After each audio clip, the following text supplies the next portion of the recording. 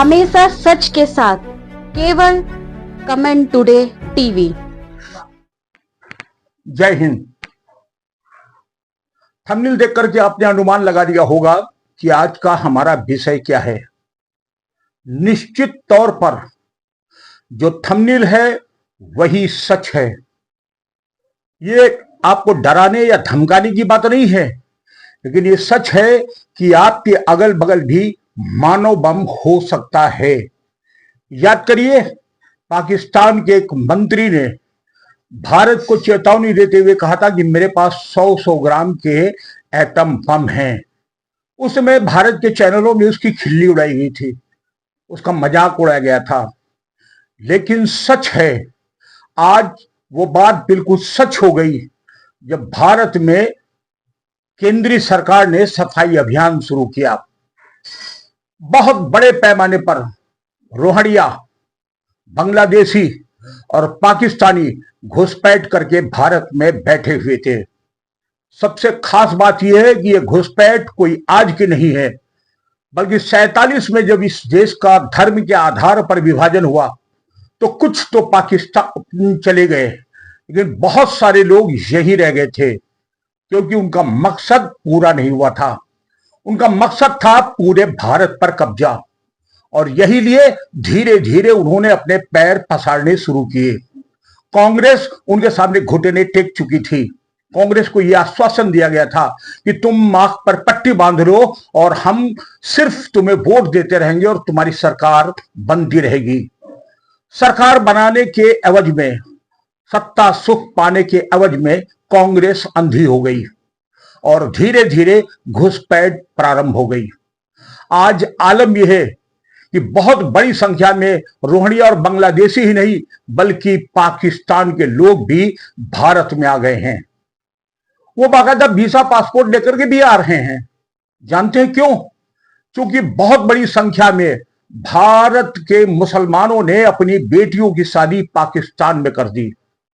अब शादी तो पाकिस्तान में हो गई, बेटी ब्याह कर कायदे से पाकिस्तान जाना चाहिए, लेकिन वो नहीं गई, वो भारत में ही रह गई। और उसका पाकिस्तानी पति भारत आता, पत्नी से संबंध बनाता, यहां बच्चा पैदा होते और वो पाकिस्तान लौट जाता। जो बच्चे होते उनके लिए अनुदान राशि और पैसा भारत सरकार से लेती। उनके लिए उज्ज्वला योजना भी थी, उनके लिए फ्री अनाज भी था, उनके लिए घर भी था, सब कुछ सरकार से वो ले रही थी। बच्चे पाकिस्तानी पैदा हो रहे थे, और आलम यह रहा कि इतनी बड़ी उनकी संख्या हो गई कि अब उन्हें ढूंढ पाना और उन्हें निकालना मुश्किल का काम है। लेकिन सबसे महत्वपूर्ण बात यह है, और गर्व करना चाहिए प्रत्येक हिंदू को, कि सुप्रीम कोर्ट में एक बिरला और विलक्षण अधिवक्ता है जिनका नाम है अश्वनी उपाध्याय। सलूट करता हूं अश्वनी उपाध्याय को, प्रणाम है उस शख्सियत को जिसने उस मुद्दे को बहुत गंभीरता से उठाया। लगातार वो टेलीविजन के माध्यम से, सोशल मीडिया के माध्यम से सरकारों को और जनता को आगाह करते रहे कि सावधान हो जाइए, षड्यंत्र और साजिश बहुत बड़ी है।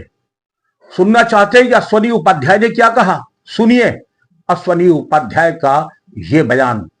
भारत में जो जानकारी मिल रही है वो बहुत ही खतरनाक है और बहुत ही चौंकाने वाली है। 5000 महिलाएं पाकिस्तान के लोगों से निकाह करके भारत में बैठी हुई हैं। 5 लाख। और जो महिलाएं भारत में हैं जिन्होंने पाकिस्तानियों से निकाह किया है, उसमें किसी के 8 बच्चे, किसी के 9 बच्चे, किसी के 6 बच्चे, 5 से कम तो मिल ही नहीं रहे। 10-12 बच्चे वाले भी परिवार मिल रहे। अगर एवरेज 5 बच्चे मान के चलिए तो 5 लाख महिलाओं से लगभग 25 लाख बच्चे, जिसके फादर पाकिस्तानी हैं, वो 25 लाख बच्चे भारत में रह रहे हैं। और वो बच्चे कोई छोटे भी नहीं, वो बड़े हो चुके हैं, उनका शादी विवाह भी हो चुका है। यानी 5 लाख महिलाओं ने पाकिस्तानियों से शादी किया, उनके ऑन एन एवरेज लगभग 25 लाख बच्चे पैदा हुए। वो मां भी, वो दादी भी बन गई हैं, वो नानी भी बन गई हैं, और वो अम्मा भी बन रही हैं। तो लगभग 25 लाख नाती और पोते।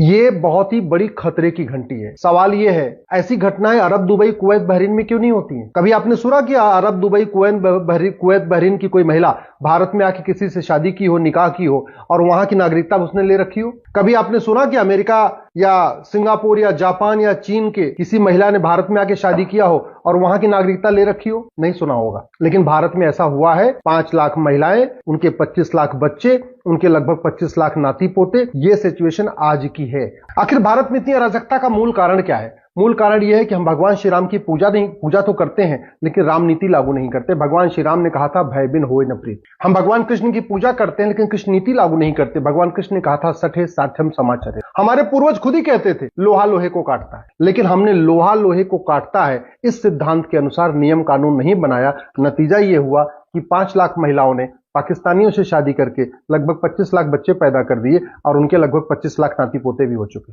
अब समाधान क्या है? समाधान वही जो हमारे पूर्वज करते थे, भगवान श्री राम और श्री कृष्ण कहते थे। ये 5 लाख महिलाएं जो यहाँ रह रही हैं, ऐसा नहीं है, बड़ा इनका पूरा नेक्सस है, पूरा संगठन है, इनको पूरी फंडिंग आ रही है, इनको पूरा यहाँ मोटिवेट किया जा रहा है। अदरवाइज भारत में कोई भी शादी करने के बाद अपने मायके में थोड़ी रहता है। ये तो परंपरा है, वो चाहे हिंदू हो, चाहे जैन हो, चाहे बौद्ध हो, चाहे सिख हो, शादी हुई कि बेटी गई अपने ससुराल। सवाल यह है कि ये शादी कर रही थी पाकिस्तान में, तो भारत में रह क्यों रही? क्या था इनका मोटिव? क्यों इन्होंने पाकिस्तान की नागरिकता नहीं लिया और भारत की नागरिकता पकड़ के बैठी रही? ये तो तभी पता चलेगा जब narco polygraph brain mapping test हो। लेकिन मैं पूरी जिम्मेदारी के साथ कह रहा हूं, ये एक ऑर्गेनाइज वेल प्लान्ड क्राइम है और ऑर्गेनाइज क्राइम से निपटने के लिए हर राज्य के पास कानून है। महाराष्ट्र के पास मकोका है, गुजरात के पास गुजकोका है, यूपी के पास गैंगस्टर एक्ट है, किसी के पास गुंडा एक्ट है, सबके पास अपना अपना कानून है। लेकिन पुलिस लगाती नहीं है, क्योंकि कानून में लिखा ही नहीं है कि भारत में अवैध रूप से रहना ये ऑर्गेनाइज क्राइम है। दंगे चाहे पश्चिम बंगाल में हो, चाहे उत्तर प्रदेश में, गुजरात, मध्य प्रदेश में हो या फिर कश्मीर में, दंगे में सबसे अहम भूमिका होती थी रोहड़िया मुसलमानों की और भूमिका होती थी बांग्लादेशियों की। क्योंकि ये हिंसक माने गए हैं, ये अपराधी प्रवृत्ति के लोग माने गए हैं, इसीलिए इन्हें अपने अपने देशों से निकाला गया और भारत एक धर्मशाला बनता चला गया। यहां इन्हें इसलिए नहीं बसाया गया कि इनके ऊपर कोई दया की गई या रहम की गई, बल्कि इन्हें एटम बम बना करके रखा गया है। जब जरूरत होगी तो यही वो एटम बम होंगे, यही वो मानव बम होंगे जो दगेंगे और फटेंगे और हिंदुओं को नेस्तनाबूद कर देंगे।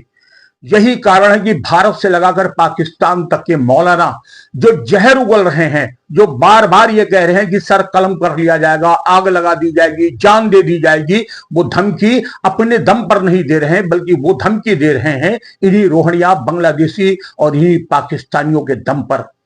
लेकिन भारत सरकार ने कड़ा फैसला कर लिया। सैल्यूट नरेंद्र मोदी की। उन्होंने कहा कि हमारा दुश्मन चाहे देश की सीमा के अंदर हो या देश के बाहर, बख्शा नहीं जाएगा। और उसी के तहत सारे पाकिस्तानी वीजे भी कैंसिल कर दिए गए। रोहड़िया और बांग्लादेशी को पहचान करके उन्हें निकाला जा रहा है। सबसे बड़ा फैसला जो हुआ वो गुजरात सरकार ने और उत्तर प्रदेश में योगी आदित्यनाथ ने लिया। योगी आदित्यनाथ वो ने उत्तर प्रदेश को पहला जनपद बना दिया जहां एक भी अब पाकिस्तानी नहीं है। उनको तत्काल 48 घंटे के अंदर भारत से बाहर कर दिया गया।